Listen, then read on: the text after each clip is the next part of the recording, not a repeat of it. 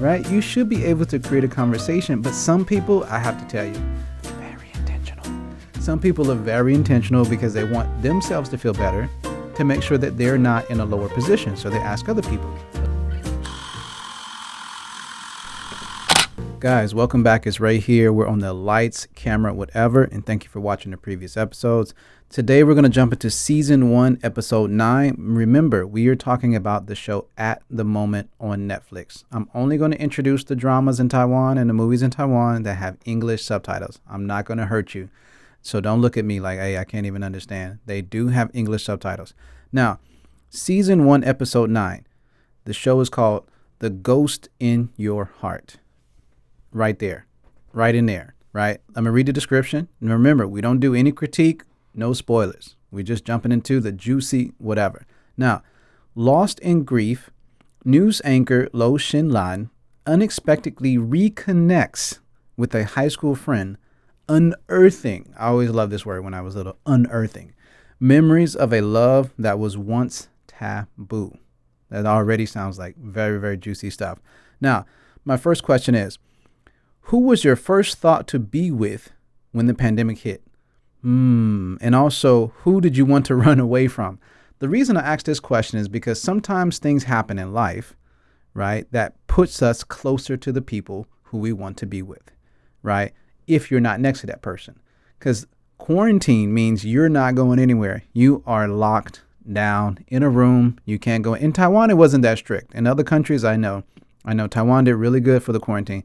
But just in general principle, the question, who's the first person you thought about when you say, oh, I want to be locked down with this person because this person is like, maybe your lover, your partner, or whoever.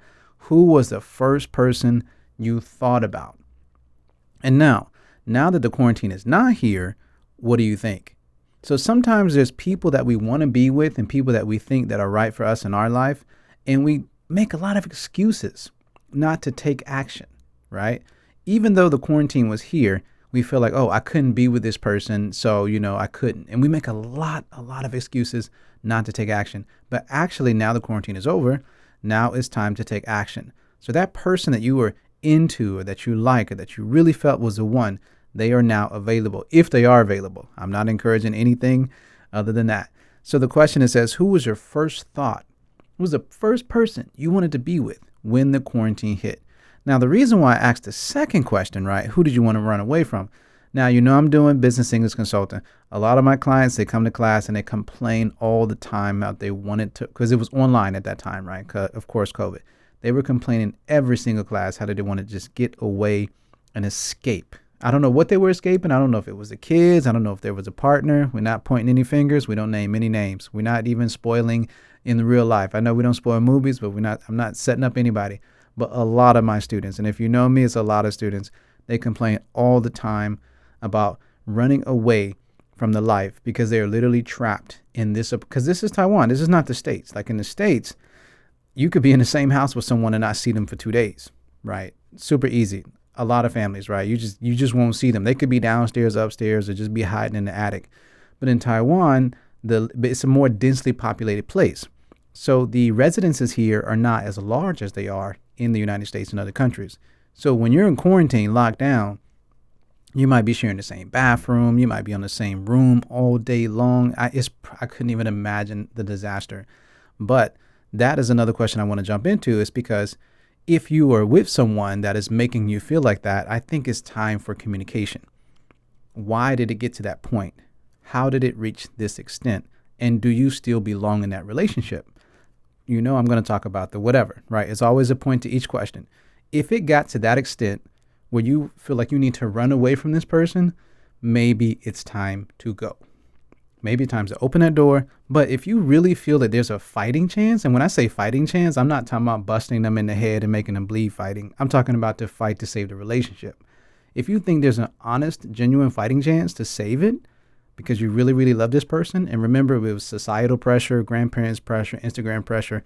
If you're with that person because you love them, then you should fight.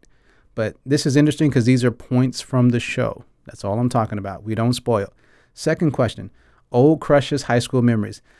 Well, let me think about myself. Did I have any old crushes that I would get back with right now? Actually, Not really. Not really. I'm a person who likes to move on, right? If it's past, it's past. Because I think that if someone is not in your life, then they weren't meant to be there. I honestly think like that. If they're not in your life or on a way to be in your life, and it's too difficult to get into your life, I just honestly think probably that's a sign from the universe. And remember the other episode, is your signal working? Are you getting those messages from the universe? Because think about it. If they're a high school crush and you haven't seen them in 20, 30 years, I don't know how old you are watching, maybe 10, 15 years. If they're a high school crush, then probably that's exactly what they need to be, a high school crush. And that means they are the past. Now, if a person has moved back in your life or moved down the same, room, a couple apartments away, then I don't know. You go with the flow. But honestly, I always think about this sometimes. So sometimes I got Instagram, I got Facebook, and I see someone from my 7th grade, 8th grade, 11th grade. I'm like, oh man, I used to think they were cute or beautiful, but things are different right now, right? You're a grown man, you're doing your things. So would you go back and date one of your old high school crushes? I don't know. Personally, no. I think I would be friends with them. I would not mind having a coffee with them. I would not mind having one slight beer. But to actually get into the conversation and say, hey, we used to love each other. We were two different people back then. We had no responsibilities. We literally had to go to school. I had baseball practice, and you had whatever you had. Go home, eat dinner, and that was it, and start the next day again. Now it's a totally different world for a lot of people. So question is, would you go back and date your high school crush? Would you do that? Do you have the bravery to do that? Now, the next question is, it says table manners. Whew, this is a tough one. This is a tough one, guys, because sometimes some people don't have table manners. And when I say table manners, I am not talking about the way you eat. I'm also talking about that because some people don't know how to eat right. And But one thing I'm talking about when I say table manners, I'm also talking about table etiquette as far as conversation. Do you have conversational etiquette? Okay, I'm a very, very private person, right? That's me. I'm not going to ask you. Now, I'm in the consulting business. I am a business and consultant. People do tell me all the time their things, but I will never ask you directly. I just don't do that. If you don't bring the content or the problem in your life to our training session, I will not ask you directly. So one of the questions in the show is like, oh, you're married, I'm married. And then, the other one's like, what about you? And the thing is that maybe you've tried everything you can to be married and it just didn't work.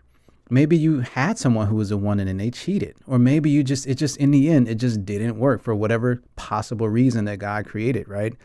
But is it right to just ask someone this question? Like, hey, are you married yet? Why aren't you married? Why aren't you dating? Oh, you didn't buy that house yet? Guys, we got to learn some table manners. Jesus, man, like some things it's like, it's kind of sometimes like a common sense, right? Like why, if I don't know, for me, I just wouldn't ask these questions. And this goes down to small talking, right? You should be able to create a conversation, but some people, I have to tell you, very intentional. Some people are very intentional because they want themselves to feel better, to make sure that they're not in a lower position. So they ask other people. But let me tell you, most of the people who are asking, are you married? Probably are not happy in their marriage, and they're just probably trying to make you feel bad. Guys, you got to have table manners. Stop asking these personal. I don't even care how long you guys been friends. If there's a group of people more than 2, 3, cut off the personal questions. Please leave it open to a private walk to the elevator or going down the stairs or whatever. Guys, you got to have conversational etiquette. Now, next point is take you out for granted. Oh man, this we don't spoil. But guys, if you're going on a date, guys, enjoy the date. And if the person is not enjoying you, please leave. I'm a person, I do use my phone for business. I do use my phone for financial things to check something quickly. But if you hang out with me, and you can ask any of my friends, you won't see my phone the entire time because I respect, and that's just hanging out. So imagine if I'm on a date, that phone is probably in the garbage somewhere because I'm just that type of person. I respect the person that I'm with. I respect that time. Now, if you're going out with someone, now this is interesting. It says take you out, right? So I kind of combine two meanings because it's like take you out, but some people take something for granted. So remember, all my titles are going to be creepy and weird, but actually also creative. Are you being taken out for granted? If you're on a date and you just don't feel that connection and you feel like they're more connected to the phone, they're more connected to something on the screen that just could actually possibly wait for 2 hours later, guys, get up, walk out of that date, move on. I don't care how rich they are. It doesn't matter. If they are not taking, because if you stay and they don't really give you the time and energy, basically that's going to be in the next 20, 30 years of your life. It's, oh, you're using my money, so you knew that from the beginning. So this is how it is. So just sit here and enjoy your meal and look at the back of my Apple phone logo. Now, don't let people take you out for granted. Do not let people take you out for granted. If you're going to go out, enjoy the date. If not, if you're not enjoying yourself or they're not respecting you and giving you the eyes and the energy, just get up and leave. Guys, there is someone out there in the universe for you. Don't worry about society. Don't worry about fitting the rules. Don't let people take you out for granted. Now, that's why it's called take you out for granted. It's nothing about food and it's nothing about taking for, it's a combination of 2 points. Next one. Would you text your partner's ex to come back if? Okay, guys, this is a tough one. This is a tough one because from the show, right? That's I got to spoil it a little bit. If something is happening to you, right, and you knew the time was running down, but you didn't want this person to be lonely, but you knew like they had someone that's kind of like not, your partner respected you, didn't really put it in your face, but guys, come on, we're human. When someone had like that ex, right? That ex that just didn't disappear, right? They just didn't go away. You know what I mean? They just didn't disappear at all. They just somewhere in the back of the mind lingering. But if you knew your time was up and the time was up, you knew it. Would you text your partner's ex to say, hey, the door's open? But would you tell your partner to do that? Or would you just text the ex and say, hey, look, I know you've always loved this person. We're not doing gender because it's a free world, whoever it is. Would you text them and say, hey, my time is up. I really love my partner, but I can't be here for as long as they need me. Come back. Honestly, I wouldn't. I couldn't do it. I couldn't do it. Because that means you're basically saying and you're agreeing that this person has always been in their life. That's basically what you're saying. Like you knew it was there, but it was just a taboo conversation for your relationship.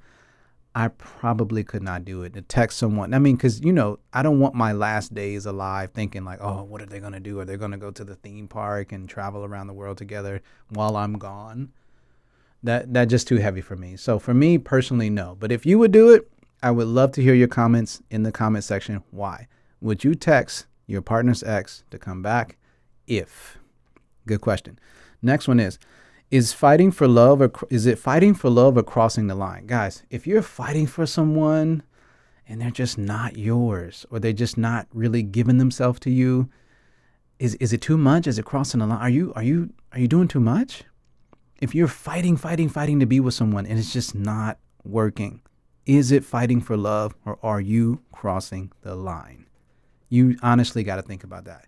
Are you crossing the line? Please, we all want love. We're out here chasing it. If you have love, keep it, hold on to it. If you have a fake love, let it go because eventually it's not real.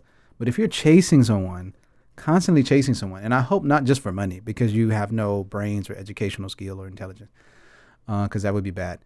But if you're chasing someone for love, is it fighting for love or are you excessively crossing the line? Think about that. You know the answer. I don't. If you know you're crossing the line, you are crossing the line. But if you are that desperate, nothing I can say because desperation is something that nobody, not God, can even beat that from desperation. Think about that. Next section. Next question. What to do if your same gender friend has a crush on you? Yes, I had in high school. It was high school and college. I had some gay friends, who were friends. And then sometimes they would give you that look. And sometimes everybody would be hanging out in a group and then they drinking or whatever they were doing to get to that certain level of happiness. And they would give you that look, right? But honestly, if it was me, I would just have to be honest and say, hey, look, this is not me.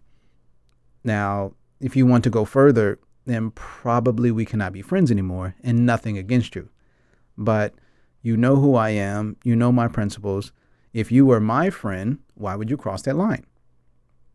Right? You know who I am. You know what I like. You know the gender that I like.